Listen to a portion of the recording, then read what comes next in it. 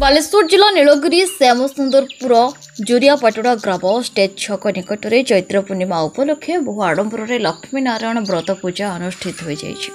यह व्रत विशेषत्व प्रभु लक्ष्मी नारायण ग्राम में जिते दिन पर्यंत प्रतिमूर्ति रही ग्राम भक्तिपूर्ण एवं प्रत्येक परिवार बंधु बांधव सह भाईचारा और ग्राम जाक झिलिमिली आलुओ और सांस्कृतिक कार्यक्रम कर तेणु यह व्रत वर्ष थे कर बहु जाक जमक अनुष्ठित हो जाए जे जेउठी थिले पूजा व्रत पुण्य करने गाँव को फेरी था।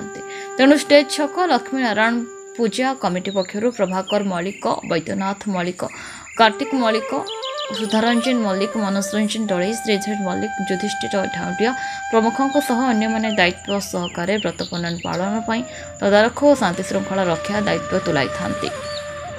नीलगिरी देवाशीष दासों रिपोर्ट, न्यूज उपांत खबर।